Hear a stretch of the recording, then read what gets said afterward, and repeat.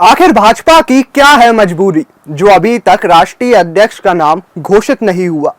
क्या संगठन में कुछ तालमेल नहीं बैठ पा रहा या फिर संघ का कुछ प्रभाव है?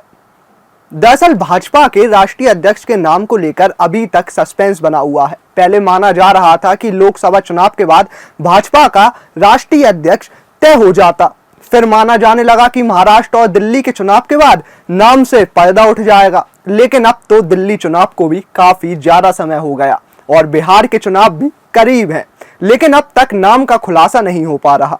चौराहे से लेकर न्यूज रूम तक बस कयास लगाए जा रहे हैं। कभी शिवराज सिंह चौहान, संजय जोशी तो कभी वसुंधरा का नाम सामने आता है, तो कभी बाजारों में कयास लगाए जाते हैं कि इस बार भाजपा संगठन साउथ से किसी को कमान संभालने का मौका देगी।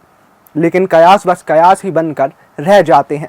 ऐसे में अब सीनियर पत्रकार हर्षवर्धन त्रिपाठी ने एक बड़ा दावा किया है।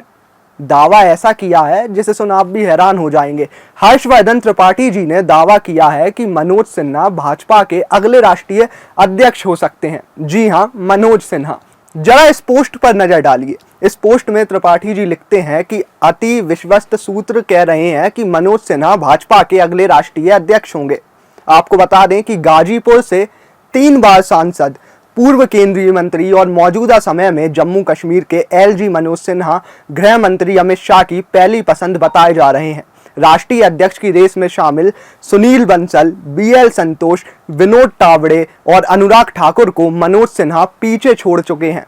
पीएम मोदी और अमित शाह के भरोसेमंद मनोज सिन्हा के सियासी सफर पर एक नजर दौड़ाई जाए तो मोहम्मदाबाद तहसील के मोहनपुर गांव के निवासी हैं, एमटेक डिग्रीधारी हैं। मनोज सिन्हा बीएचयू छात्र संघ अध्यक्ष भी रह चुके हैं।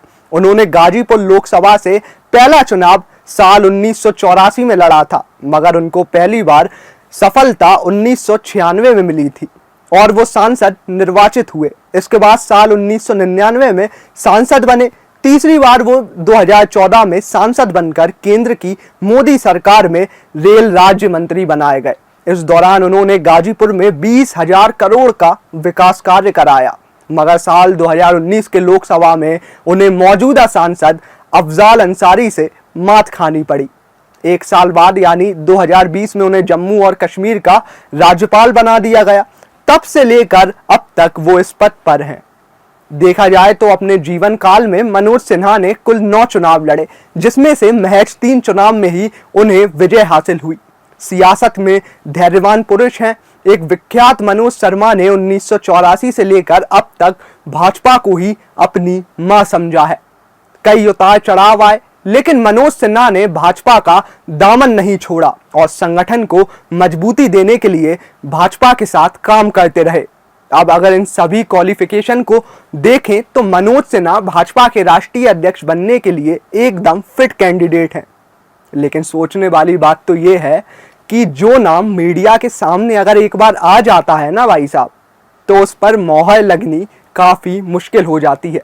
ऐसे में यह देखना दिलचस्प होगा कि आखिर भाजपा किसे राष्ट्रीय अध्यक्ष बनाती है और कब तक बनाती है। वीडियो अच्छा लगा हो तो लाइक कीजिए, शेयर कीजिए और कमेंट बॉक्स में हमें जरूर बताइए।